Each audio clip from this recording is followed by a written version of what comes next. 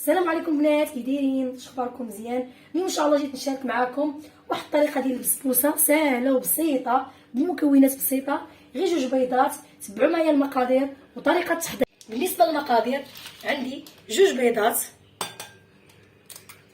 على حراره المطبخ يكونوا سخان. عندي شويه د الملحه كاس ديال السنيده قل ربع، والقشور ديال الحامض. كما درنا سنيده والبيض والقشور ديال الحامض، دابا غندمجو المكونات مزيان.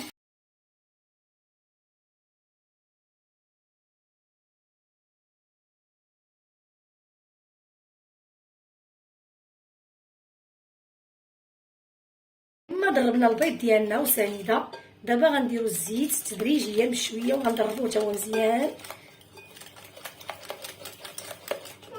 غنزيدو واحد الصاج.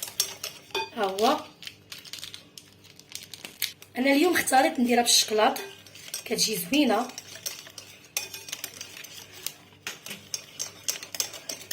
بغيتو ديرو جوج ساشيات ديروهم، ها هي هاد الوحيده راه كافيه.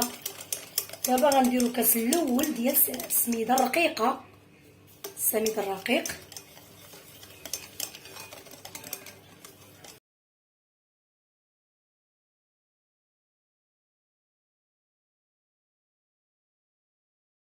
الحليب دابا ملي تقالت لينا شويه غنزيدو داك الحليب، واحد الكاس ديال الحليب ها هو. وعاد غنكملو المكونات.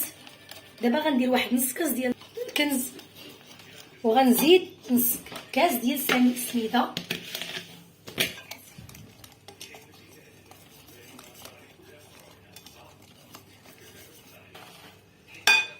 هانتوما جوج كيسان ديال السميده ديال العنبه ونص كاس ديال الفورسي. غنشوفوا على حساب السميده باش نتقلوها شويه ما تجيش.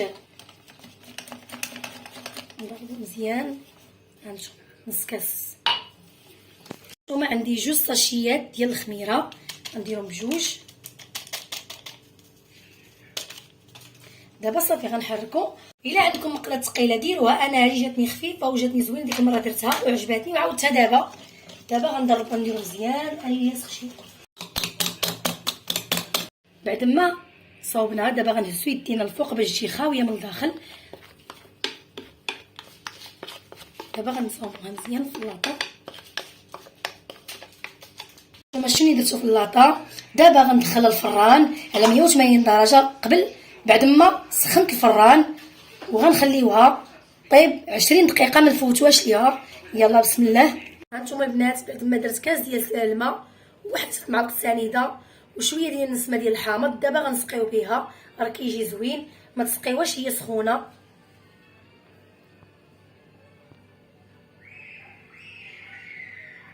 صافي. بالنسبه للتزيين هذاك الشكلاط اللي درت لكم ديك المره، دابا غندهن به البسبوسه ديالي. راه كيجي حتى في الدهن وكلشي. هانتوما البنات شوفوا كي جات البسبوسه ديالي بعد ما سقيتها وقطعتها على شكل مربعات، راه كتجي زوينه. هانتوما جربوها وشاركوا معايا في القناه. يلا بسلامه عليكم.